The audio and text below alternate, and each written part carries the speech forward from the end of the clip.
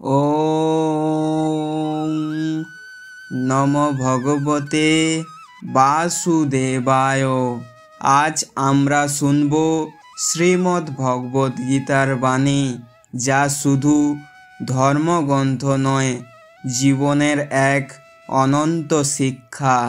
গীতা আমাদের শেখায় কিভাবে ভয়, রাগ, লোভ, সন্দেহ আর হতাশার মধ্যেও একটি স্থির ও শান্ত মন নিয়ে বাঁচতে হয়। ভগবান শ্রীকৃষ্ণের এই বাণী শুধু যুদ্ধক্ষেত্রে নয়, আমাদের প্রতিদিনের জীবনের প্রতিটি মুহূর্তের পথ দেখায়।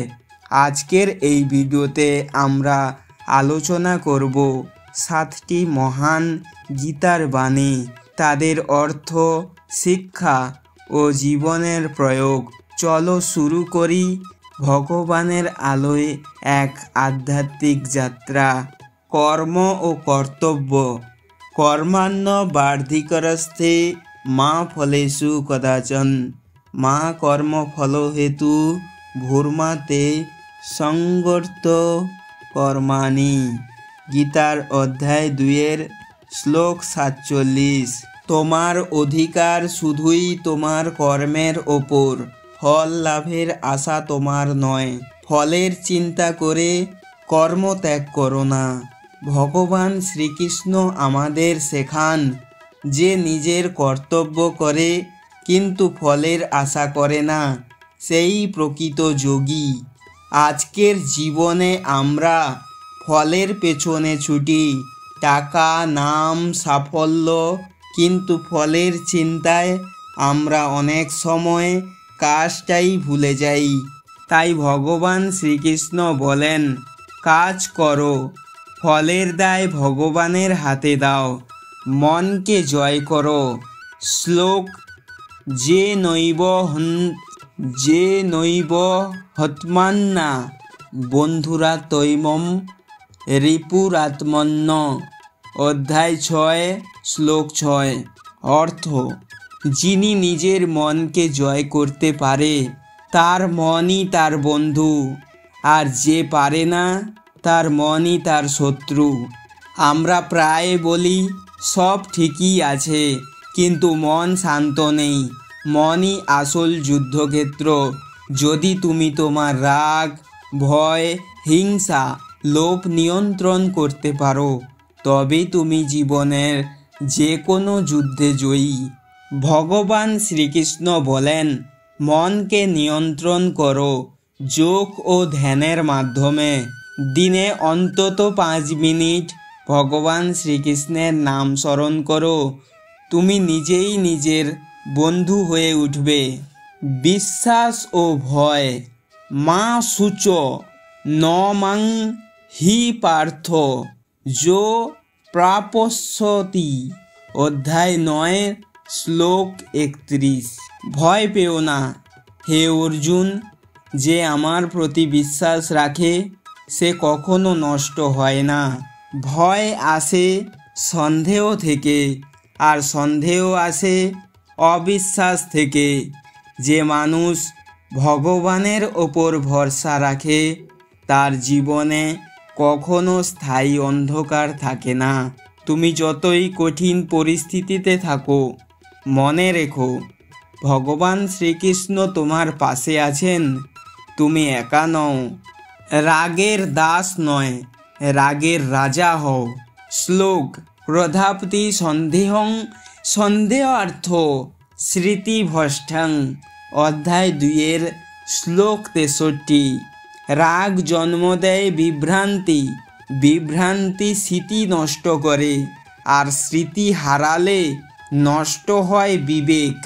রাগ মানে নিজের ওপর নিয়ন্ত্রণ হারানো। রাগ করলে তুমি অন্যকে নয়, নিজেকেই পোড়াও। যখন রাগ আসে শ্রীকৃষ্ণের নাম নাও, মন শান্ত হবে। রাগ নিজে থেকেই মিলিয়ে যাবে। দায় ও সমতা। শ্লোক বিদ্যা বিনয় সম্মানে ব্রহ্মাণ্যে গোবি হস্তিন্যে সমদর্শিন্য। অধ্যায় 5 শ্লোক 18। এর অর্থ, জ্ঞানী ব্যক্তি সকল প্রাণীতে এক রূপ আত্মাকে দেখে, সে ব্রাহ্মণ হোক, পশু হোক বা অজ্ঞ হোক। ভেদাভেদ নয়, সহানুভূতি শেখো। ভগবান সবার মধ্যেই আছেন। যে সকল প্রাণীকে এক দৃষ্টিতে দেখে সেই প্রকৃত ভক্ত। আত্মবিশ্বাস ও আত্ম উন্নতি। শ্লোক, উদরেত আত্মন্না আত্মন্নং না আত্মন্ন মম সাধয়েত। অধ্যায় 6 শ্লোক 5। নিজেকেই নিজের দ্বারা উন্নত করো, নিজেকে অবনতি করো না। তুমি যতটা ভাবো তার চেয়ে অনেক বেশি শক্তিশালী। ভগবান তোমার ভেতরেই আছেন। নিজেকে বিশ্বাস করো, নিজের শক্তিকে চেনো। তোমার জীবনে আলো ফুটবেই। শান্তির পথ সমর্থন। সর্বধর্মান্ন পরিত্যাজ্য মামেকং শরণং ব্রজ। অধ্যায় 18 শ্লোক 66।